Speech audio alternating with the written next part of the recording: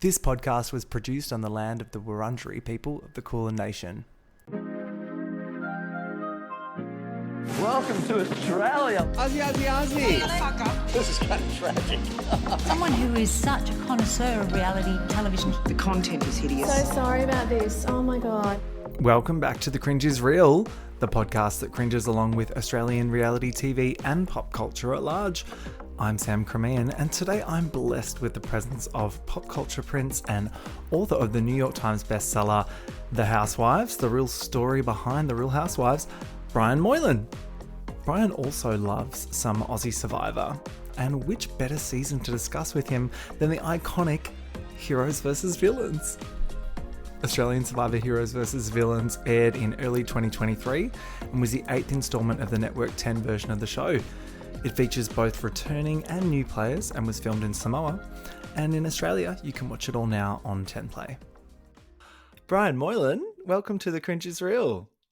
Oh, thank you so much. I'm ready to cringe along with everybody. Yes. What's got you cringing this week? Oh my God. So my therapist actually told me I need to do more things that embarrass me and like get me out of my comfort zone so that I stop worrying about like how I feel around other people.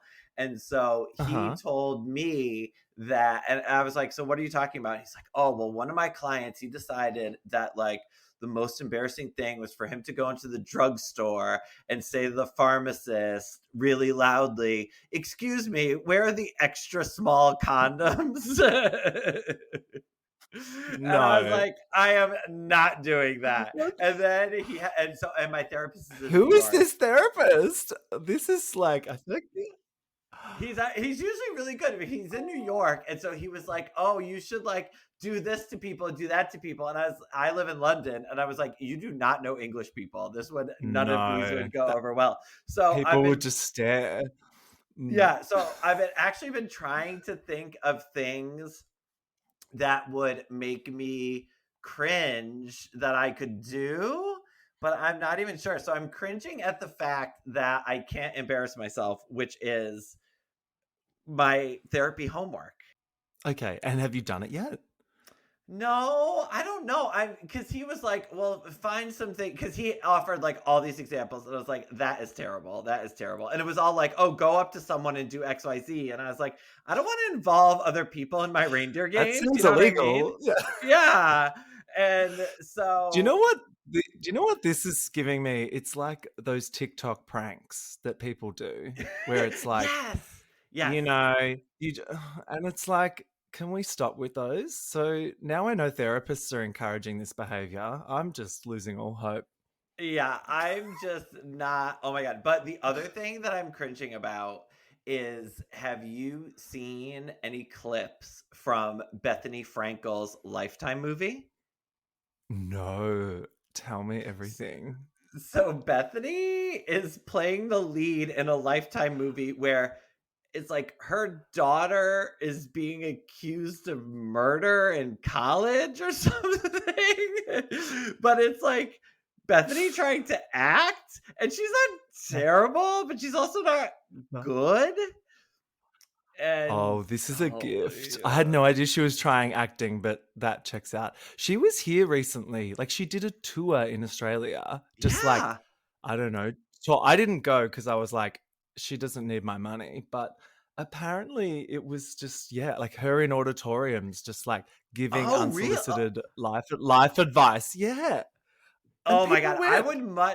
I would much rather go see the Countess not sing than go see Bethany do whatever. And yeah, the Countess just came to London for the first time, and she was like selling out big venues. And I was shocked because there usually aren't as many Housewives fans here as in the US. And so I'm like, yay, way to go. Yeah. My Bravo people. No, I saw the clips of Luann like on the dance floor, like at a gay club somewhere, and I was like, oh my God, like I need this in my life. No, absolutely. We were working together for a bit on a book project that kind of fell apart, But she came over to my house and we had a little meeting. And so in London, they have these blue plaques that they put on, buildings of historical importance. And so it'll say And we have those. Winston, Winston Churchill was born here, like whatever. So I want to get one made that says, Countess Luna de Lesseps, reality practitioner extraordinaire, once, had a meeting at this house, and just affix it to the Bless outside. these walls. Yeah. I don't know. Well, speaking of books, look what I have here. Oh my gosh. Where did that come from? It's the Housewives the real story behind the Real Housewives. It's so good. Love the book. I love there's a little shout out to our Melbourne girlies in there as well. Oh, yes. I had a great chat with this guy. His name's Chris Oliver Taylor, and he was the one who kind of brought the format over. And so I just learned a lot about kind of, they give them this whole book, which is like, here's how to make the Housewives. And he told me all about it. And I was like, do you still have that book? I would love to see how they're telling people to make the formula. Yeah. But Melbourne's the only one that worked. I know. As far as like international ones go. Yeah. Everyone else is just. I know, and I'm devo that now they're flogging Sydney like a dead horse, and like it was okay when it came back, but it's not great. But I'll take it. Really, I watched the beginning of the first one, and it was one of the worst Housewives ever. So I haven't been back. Sorry. No, fair enough. And I think that was the general reaction, particularly from overseas. People were just like, wow, these women are horrible. Like, there's not even any, there's no one that you kind of love to hate, which I think you need that at least, right? But they were all just hateable. So do you guys have Hey You in Australia now? We do, yeah. And so is that where you watch like your Housewives and everything? Yeah. Okay. And so like, how much American reality television do you guys get? All of it. It's all on Hey You. If not that, some of it's on Binge, which is another service that Foxtel owns. So they buy a lot of it as well. Like sometimes it'll be on both. Like Below Deck is really big here. So we get that on like that makes sense. That's on lots of channels, it seems. Yeah. I don't know. But yeah, we get it. I'm watching it. And is there anything American reality TV that's like super popular in Australia? Oh, I mean, I don't know if super popular is the right word because I feel like it's still pretty niche. Like Australians are pretty like, a lot of people still think reality TV is really trashy here. Hence the kind of cringe bent of my podcast, especially Australian content. We find it really hard to watch ourselves on television, but I think the American ones go off because it's like there's a bit of separation and we can kind of just laugh at the characters, whereas when it's our own people, we're a bit like, oh, what's going on? I find that with Love Island, like I can watch UK Love Island because all the regional types and whatever, I don't really clock it all. But then I watch American Love Island and some guy shows up in a cowboy hat and I'm like, oh, this fucking asshole. Exactly. Yeah. And I understand that Married at First Sight Australia is like huge in the UK. Is that correct? Yes, huge. Yeah. Which is funny because that is like, I love reality TV and I cannot watch that. It gives me like full anxiety watching that show. Those people are fucked. I've watched some of it, but I can't get really into it. But also, it's like Neighbours. Like, Neighbours is way bigger in the UK than it is in Australia. And so thanks, Australia. I think we make it now because they cancelled it for a little bit, Neighbours. And I think now they just make it for the UK. So, yeah. I believe that's correct. So, when did you guys get American Survivor, and is it very popular in Australia? Yes. So we got it when it aired in what was that, 2000, 2001? 2000. I remember watching it. Yeah, I remember watching it as a young child and was just hooked immediately. And then I think it was the third or fourth season of the American one we didn't get. And the reason we didn't get it was because we replaced it with Australian Survivor, the very first season of it, which was like completely different network from who's doing it now. It was like a very different show, and it kind of flopped. So then we just went back to buying and airing the American version. So yeah, besides, I think it was Marquesas we didn't get, but instead they played Australian Survivor. And then someone tried to bring it back as a celebrity version sort of like 5 years later. And then that died. And then Network 10, who also do shows like our version of Taskmaster here, they do MasterChef, and they're quite known for having sort of higher quality, I would say, reality shows. They brought it back in, when was it? 10 years ago now. They brought it back in the iteration it is now. And yeah, it's crazy. It seems to have done really well. And people, like Survivor fans in particular overseas, really love it. Yeah.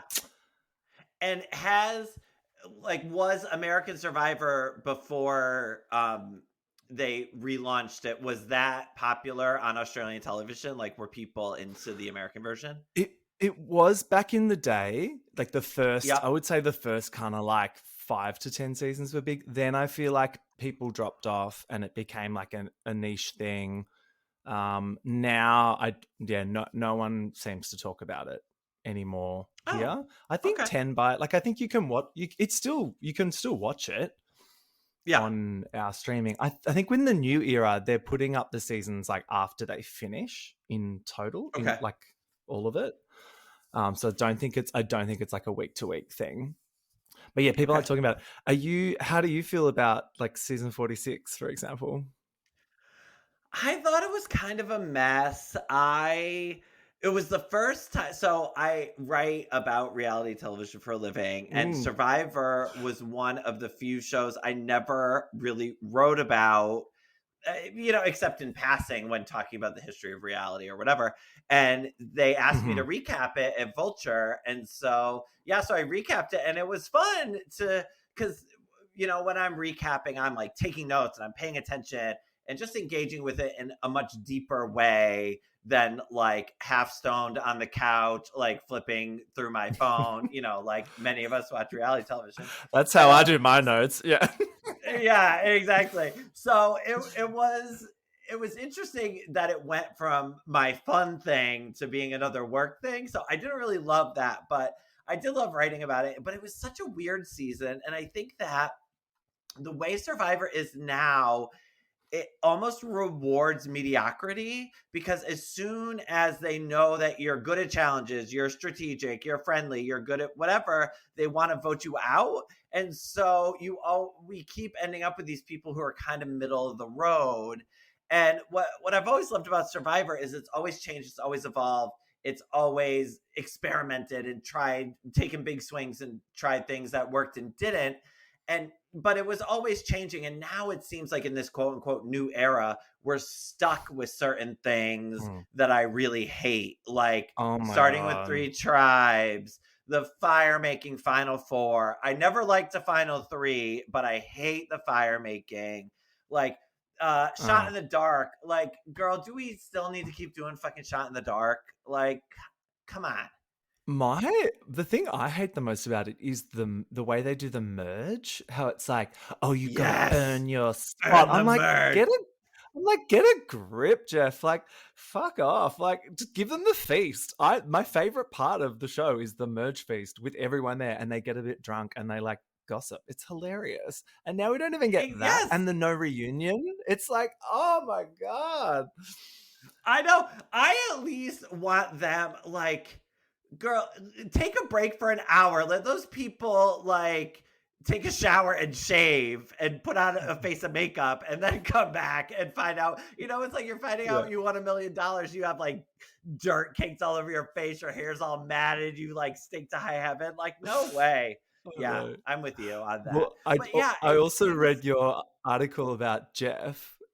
Shots fired at Jeff Probst. And I can't agree more. Like, I honestly think he's so stubborn, I feel. And I feel like he's the Yes. reason for why they're digging their heels in with the new era format. And he's like, no, this is my baby and it's going to work and you're all going to love it. And it's like, Jeff, just it's okay to admit that things aren't working out. And the fans are being very vocal about this. I wish he would just like take the feedback and be like, okay, cool, we're going to make some changes. Well, and Jeff made a point that I agree with, which is that the fans were always like, give us 90-minute episodes, give us 90-minute episodes. And so then they finally did. And then the fans are like, oh, it's too long, it's boring, I don't like it. So, Yeah. you know, and I know from listening to enough fans of Housewives that the fans don't always know what's best for the show. But also, I mean, I wrote that article about firing Jeff, like a bunch of other, you know, like critics and people who really study these things are saying the same things. Like at some point you have to listen to some criticism, Jeff, and you know, change some shit. Oh, he drives me insane. So I was at home visiting my parents, and my parents don't watch any reality television, and so I had to recap Survivor. And so I told my mom, like, oh, let's watch Survivor. So we watched Survivor, and we're watching it, and she watches the challenge, and we watch the start of Tribal Council, and she goes, that guy's an asshole. And I was like, yes, bitch, you're Thanks, right. Mom. You're like, yes, correct. Yeah. Do you know what? I have a theory. I have a theory that they showed Jeff some clips of JLP and they were like, be more like this guy.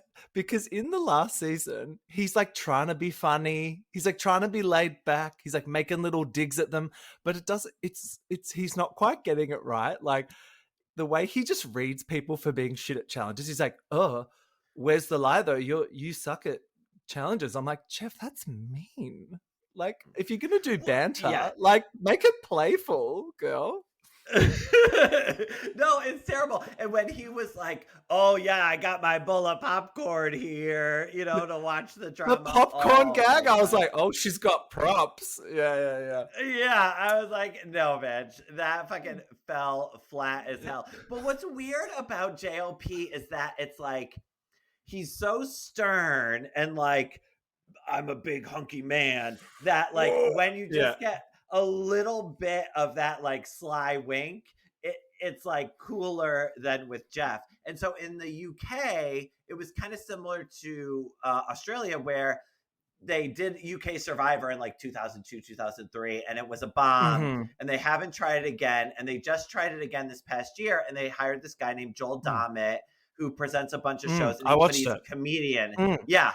But and then he was like trying to tell jokes, and I was like, oh no, Joel, this is not the occasion for jokes. And I don't know if that's because I'm too used to Jeff or what, but it was like I didn't love it. It was weird. The format of the UK one, it's so UK reality TV. There's like narration and like bits, like pop music comes into it, and I was like, what? Pop music on Survivor? But that's just every reality show in the UK has to have that same format. Which like it must work over there. JLP's an interesting one.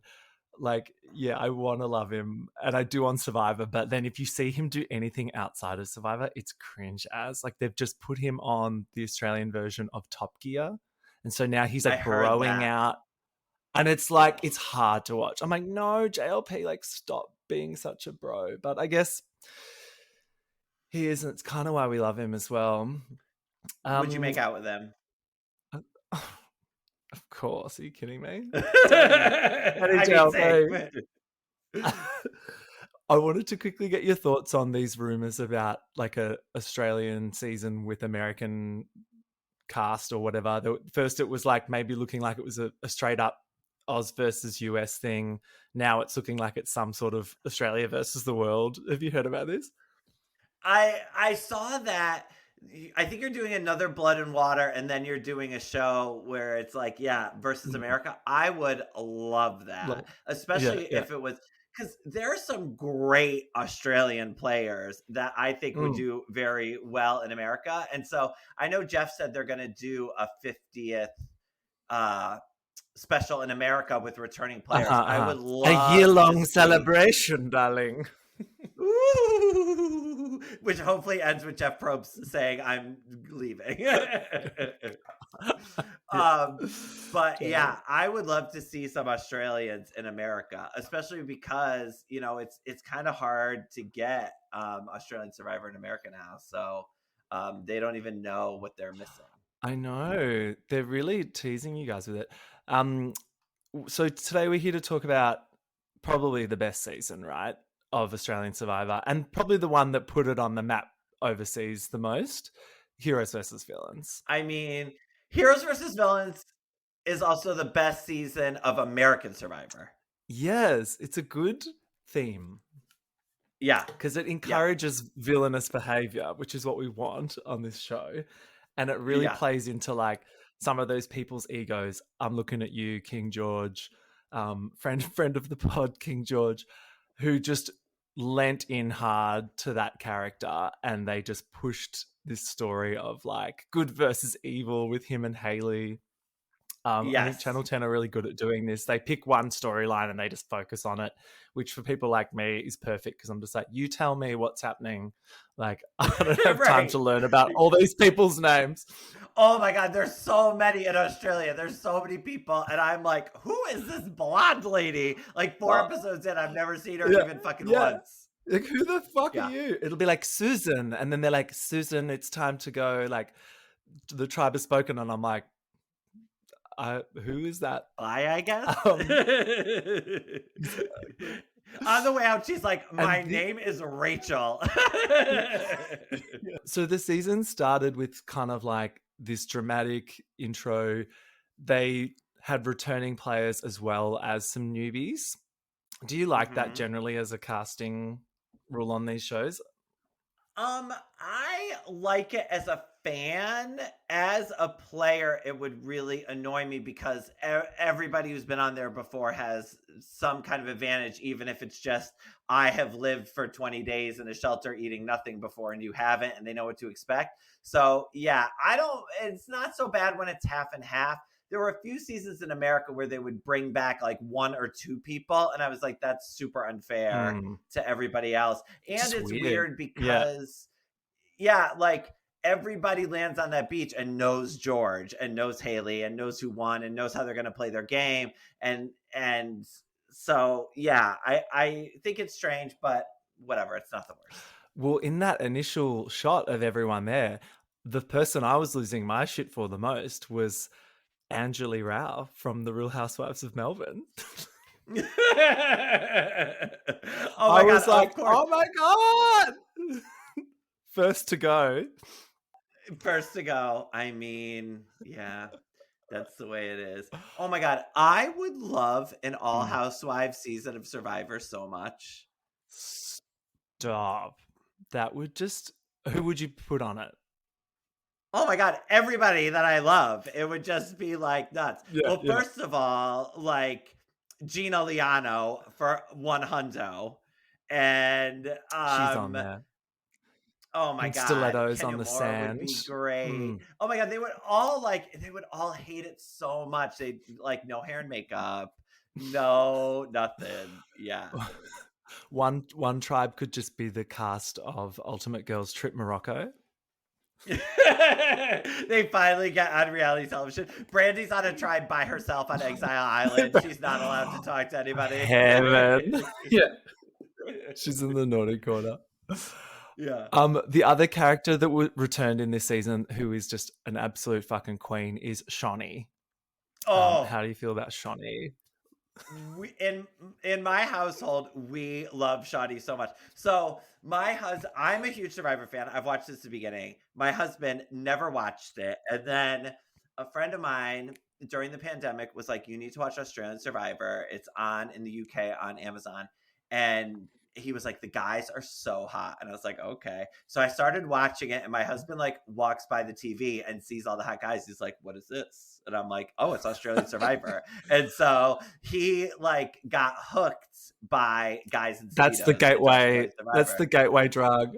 The guys on this season, it's stacked because you've got Simon Me, just wow, in Speedos. Yes.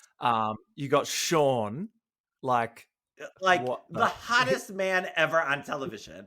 He's just blows my mind. And lovely. Like, it's so rare to get a Sean where you're like, you are just 10 out of 10. And then the more you learn about him, like, he's, you know, married to Megan Gale, and they've got like, they run like a cafe. I'm like, I love that. I know, because Simon is hot, but he's like a dick. He's like, dumb as well. He's like a dumb hottie. Yeah. Yeah. Oh, totally. But was this the season with the meat tray where there was the guy who was talking about the meat tray? Like, yes. So that was Benjamin Law. Who had you heard of Ben Law before this season? You would love him. I had not. So he's a journalist and a writer, and he's like a queer activist. He's really known in the community, and they fucking gave him no airtime on this show. None. Like he's like a pop culture commentator. So we were all like rooting for him, right? As like queer fans of the show that love Ben Law. And then he just like didn't get much screen time. It was really disappointing. And like lasted quite a while. Yeah. Well, especially in those early days, it's so hard because there's so many effing people on Australian Survivor that, it's hard to do them all justice, especially when you have like hotties like Sean and whatnot around. Oof, I tell you. Oh my but gosh, so in my household, we love Shawnee, and we have this like whole joke about her where all Shawnee wants to do is like go to brunch and like talk about brunch. And so everybody's like at the challenge, and Shawnee's just like wondering when her next margarita's coming. Sipping margies. The best line of the whole season is when she's like, honeys, I'm home. Inflation's a bitch, and I'm back to get my $500,000 or whatever. It's like, oh my God. And just that shot of her like lying on a floating thing in a pool, like sipping a margie. I'm like, this is icon behavior. I love her so much. Our other joke is whenever someone says $500,000, one of us has to say Australian. Amazing. So £5. Yeah. Yeah. Right. We also, in this first episode, meet Liz as a bit of a villain character. How were your thoughts to Liz like near the start of the season? I liked Liz at the start of the season. It seemed like she was trying a little too hard, like leaning into her like cheeky villain role. But as soon as she and Shawnee paired up, I was like, if she has the Shawnee seal of approval, then I am in 100%. Yeah, and the Spice Girls alliance is basically like the campus thing ever, and so fun to watch. Like, you can't help but just root for that alliance, even though like it kind of falls apart and things happens, but like even better. And the George v. Haley of it all, like, did you have a side to that, or were you just enjoying the drama? I love Haley, and I think she's one of the best players I've ever seen. But I feel that George is an excellent Survivor player, but he also can be so fucking annoying. So yeah, but I respect George as a player of Survivor, so I was ready. And then when the two of them eventually team up, I was like, this is the smartest thing for both of you. So yeah, I don't know that I had a side, but I was really glad that they were both around for round 2. Yeah, it was good timing, I think, because like they'd both sort of just had their season. We remembered it, and then shamelessly, Channel 10 was like, "Oh, just put them both back on," and we fell for it, and it was great television. In the first week, George stacks it in a challenge and like face plants into a thing and has to get like taken to hospital. Do you remember this? And yes, it's actually wild because you're like, his face is fucked for like the rest of the season. And we have to stare at it. We have to stare at both that and George. I love you. I think you're great. You're a friend of the pod, but that idol tattoo is so ugly. Tattoo. And so now you have George with like the idol tattoo and the fucked up face. And it's just like making it hard to watch for so many reasons. Heaven. It's kind of like a heroes dominate at the start because they've got Sean, basically, the Yeah. horse. Yeah. He just kind of wins all of the challenges. Oh, we also meet in the first week Sarah, the beauty queen, the one that may or may not have pushed Miss Grease down the stairs. Oh, yes, yes, yes. Oh my the, God. the, Yes. the way that they just kept getting her to retell that story was heaven. They were just like, oh, so tell us more about how you pushed Miss Grace down the stairs. And she let into that hard. What she said, she's like, I didn't, but if I did, she wouldn't have gotten back up. And I'm like, wow, you Oh are my God. like, That is some Nomi Malone, like fucking bullshit. Yeah. Showgirls bullshit. I'm into it. it's so good. The other thing that happens in the first week is that Simon finds the cookie idol, which is not an idol, but just a piece of prop design from the team. How did you feel about this? I know there's lots of mixed feelings about this out there, like if it was fair or not or whatever. I thought it made great telly, so who cares? But Yeah, what I did you kind of think? feel the same way. Like, yeah, but good on Simon because they always do that in Australia. They hide a clue or they hide the idol or whatever. I would have been digging for that shit through the cookies too. I also would have been digging through the cookies because I would have been shoving them in my fat face because that's how I roll. So, yeah, I would have done the same. Totally. And it's one of those things now, I think, from this point forward on Australian Survivor, if there's no like credentials, like receipt with the idol, it doesn't count. Right. And everyone's like looking for that now. Yeah, well, that's of It's so course it is. funny. Yeah, it's like you know that on American Survivor, if it doesn't have the paper tell you all the rules, that shit is fucking bogus. So yeah, Mm-mm. In week 2, we get my favorite moment of the season, which is like also the most kind of queer baiting moment where Simon and Geordie like grab each other's asses to feel the idol. The idols that they're hiding in their oh my god. speedos. Do you remember this? I mean, yeah, of course. Grab it. And it was like, oh. My husband made me rewind it like 4 times. Like, yeah. Geordie's a funny one too, because he comes back this season and he's kind of like a bit beefier and hotter. I Yeah. don't know. In his season, I found him annoying. And then on this season, I was like, this guy's kind of hot now. Oh, I was always a big fan, and I fucking hate Sam and Mark so much. Oh, don't even. Are you seeing what Mark is doing now? No, So, I can't even look. so two What things. is Mark doing now? Mark is like running for like low level politics in like Western Australia, and he's like said all this Of course he is. he's like said all this transphobic stuff to the press. Then Furiosa, the new Mad Max movie, he's in that as like a lead character. Yeah.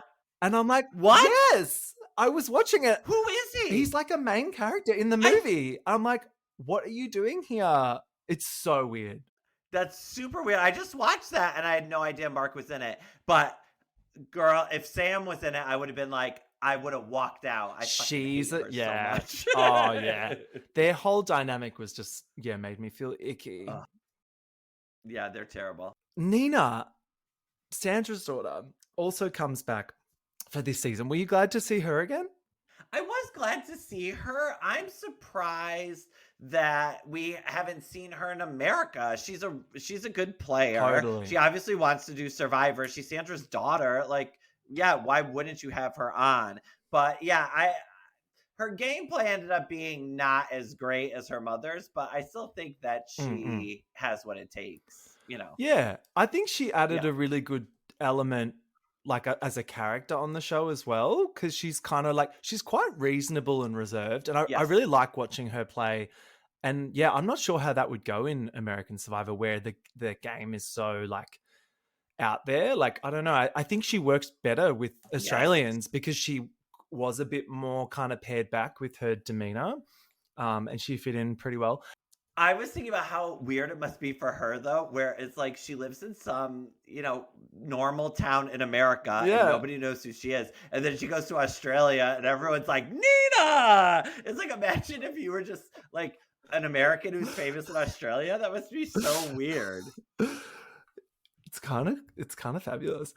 The most iconic moment for her, unfortunately, I think, is this discussion between her and Rogue, where Rogue was just, what the fuck was this woman? Where Rogue says that she's more African American than she was. I had to like walk away from the television at this point. I was like, oh my God. Like, what are you saying? You are a deranged person. I'm so glad she got kicked off early.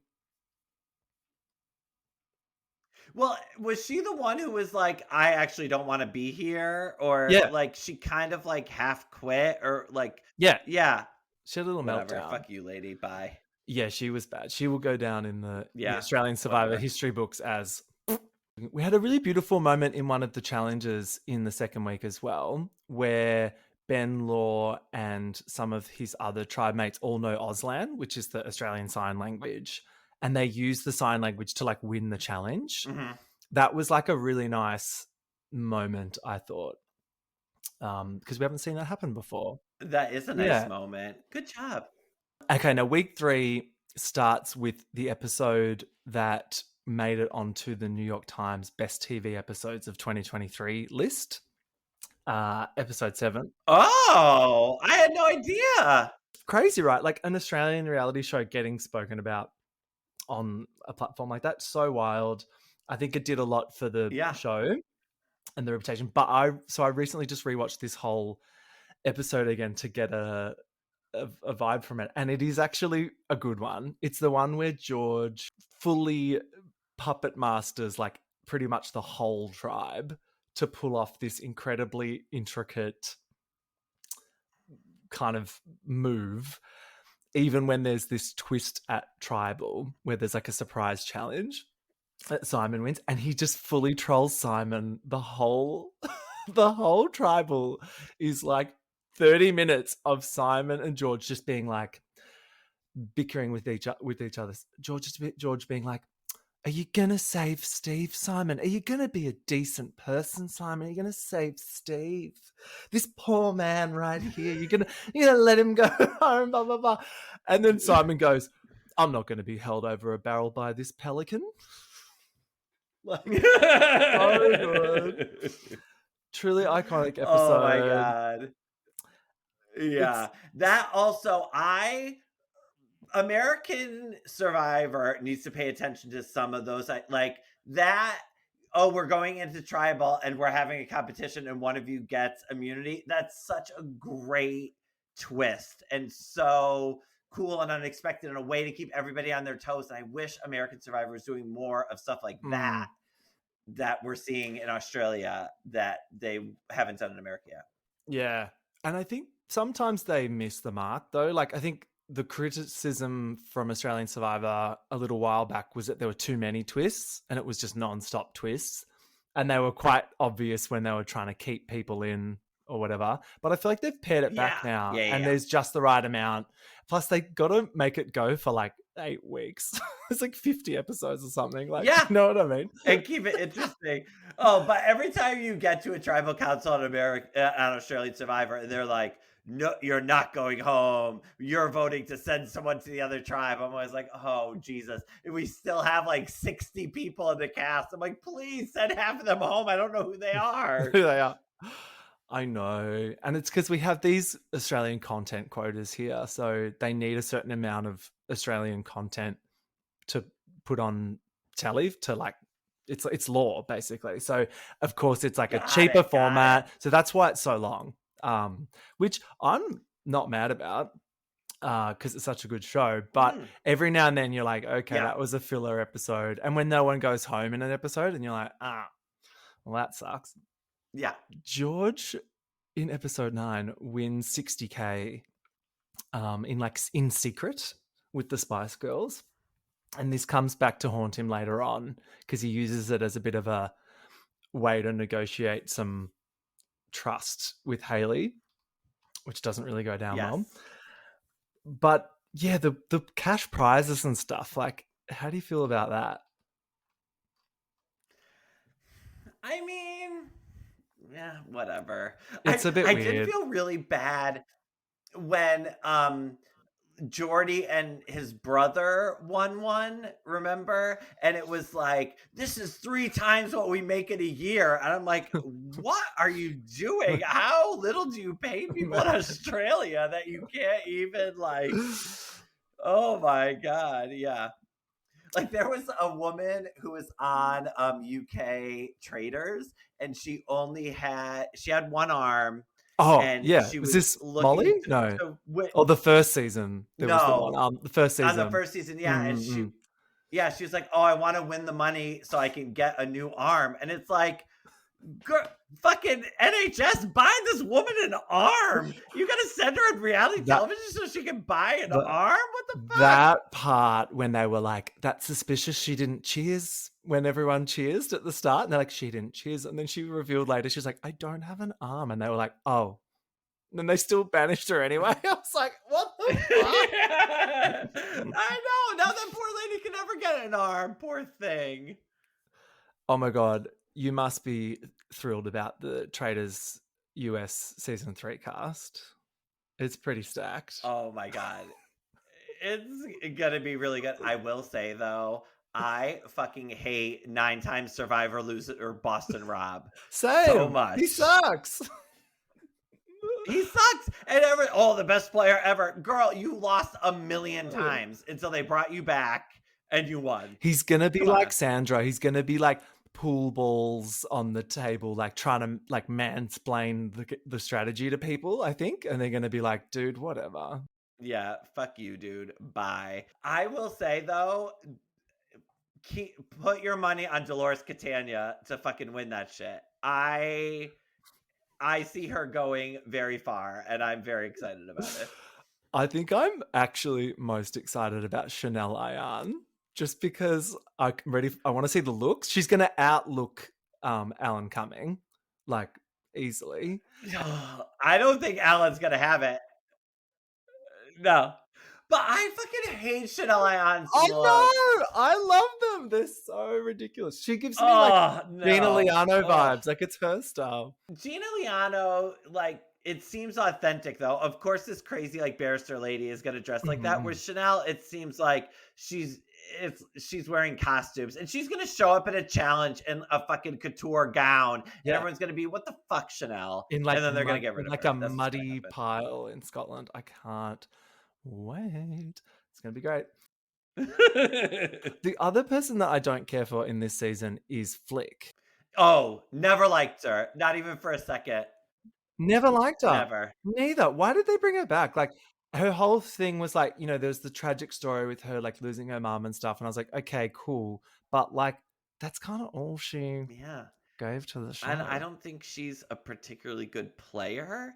And I don't think she was particularly good here. And then the girls save her. And then she like immediately turns on them. And it's like, fuck you, Flick. You suck. Well, because she's from that old school of Australian Survivor where the people that are like, I want to play with loyalty and like blah, blah, blah. And it's like, fuck off. If you don't want to backstab people, I don't want you on my TV screen, right? Yeah, you're in the wrong place, bitch. Yeah, go be on the Great Australian Bake Off and leave us alone. There's a tribe swap in there, and then in week 4, there's a mutiny twist. So Liz gets to like go back to George and Shonny, and there's like a Spice Girls reunion moment, which I was gagging for. Oh my God, the best. And the three of them kind of are pretty in control of things for a while, with a few power struggles in between. They finally ditch Stevie in the process. And then the merge happens. And this is when the meat tray are in trouble, because it's like, we're merged now. We don't need, like, you're hot and everything, but we don't need you winning all the challenges. Right. And this is where the Vigilantes Alliance is born. So George kind of like strings together basically whoever will listen into this new bigger alliance. And this is when he strings in Matt and Jerry, Oh my who God. end up making it to the final tribal, which is insane. Right. Because they're just suck. not even featured. Yeah. For like the whole, Yeah. And it's right. And again, this is like sometimes when Survivor rewards like mediocrity, it's like, yeah. And so they think that they're good at Survivor because they made it to the final. It's like, no, George just needed you to vote for him. And yeah. And not Jerry, the younger guy. What was his name? Matt. He was so boring. Well, Matt keeps trying to be like, maybe I should do something. I know I need to do something. Maybe I should do something. And he never does anything. And then he gets to the end and they're like, girl, you didn't do anything. So yeah, bye, girl. And Jerry's whole thing was like, oh, I've just learnt so much from George about this game. And I'm like, maybe don't say that out loud at Tribal. Yeah. Like, do you know what I mean?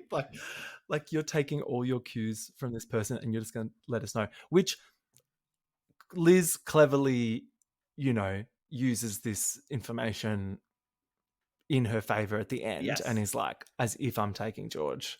The most devastating thing that happens, and I still cannot forgive the cast of this show for it, is when they vote Shawnee off the jury. Yes. Do you remember this? Yes. There was like a twist one week. I need Shawnee there. Robbing us of iconic final tribal content. Yes. And like just her being bitchy at Tribal for no good reason. But that said, I'm sure Shawnee was happy to return home to the brunches. Holding a mark. Yeah. Yeah. I know. I honestly wonder like if that's like ruined friendships for life. Like I would be pretty petty about that. Absolutely. I thought you were going to say the most devastating thing was when they voted Sean off and we couldn't look at him in his Speedo anymore. That was because I was devastated by that.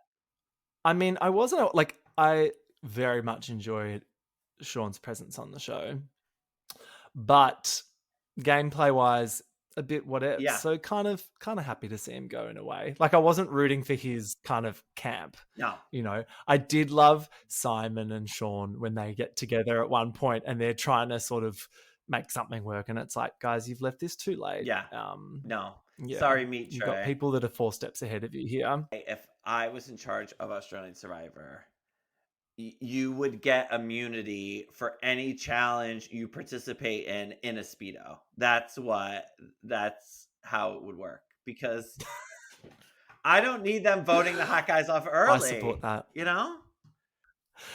Well, it's so funny because like every time I'm in the States and I wear Speedos, because everyone here wears Speedos, right? Like gay, straight, whatever, men just wear Speedos.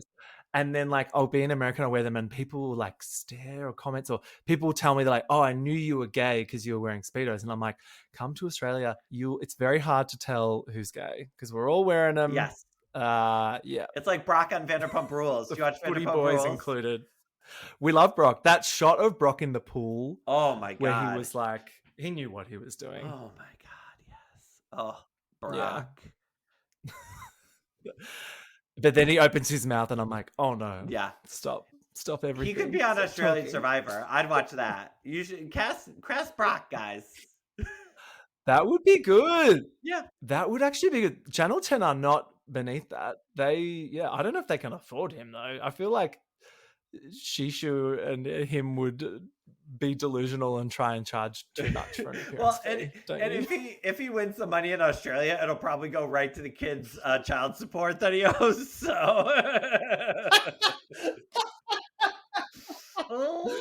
oh my God! Finally paying off that child support. I know, with Australian Survivor money.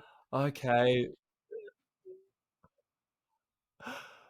So the Jacuzzi Alliance is also born near the end. So this is like George goes on a reward with Nina and Liz, and they're like, he's got like a top 3 deal with them, but then he's also got one with Matt and Jerry. So George kind of thinks he's got it in the bag. What do you think was his downfall? Just being too prolific a player? Yeah, and I also think George has a propensity to make things too baroque.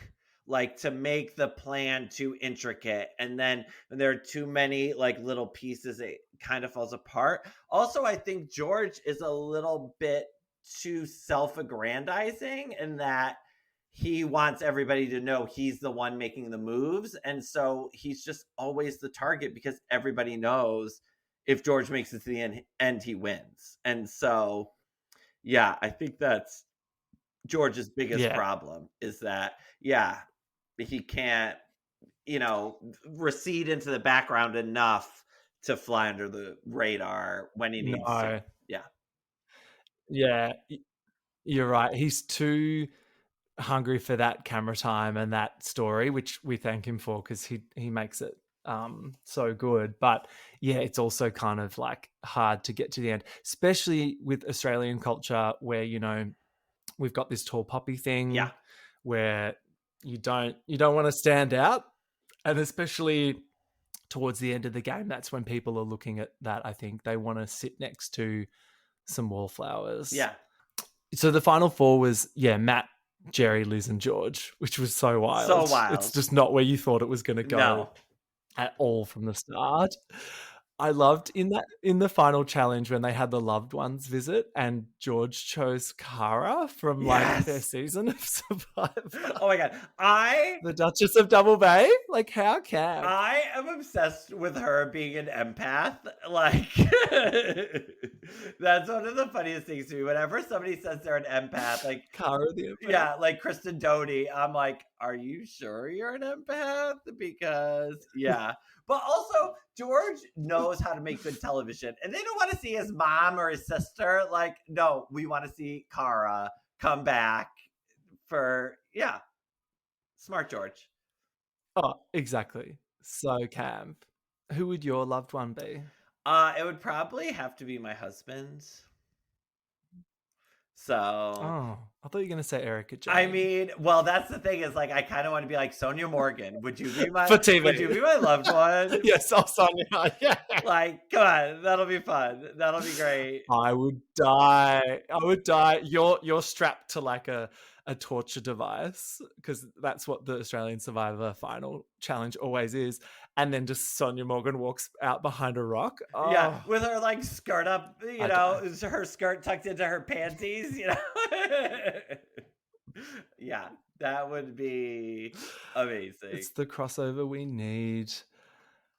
Yeah, and that's pretty much the season. Liz is just a beast. Takes it out unanimously. Yeah, absolutely. Deserved it 100%. Yeah, I don't want to spoil other seasons for people if they haven't seen them, but we tend to get unanimous winners a fair bit on Australian Survivor. Why do you think that is? That's a good question. I think that in that instance, Liz was the only one who played a game. Like none of those other two were ever getting a vote, and I think that's wise. I just started the season after that you just ended with Kelly, the super annoying lady. And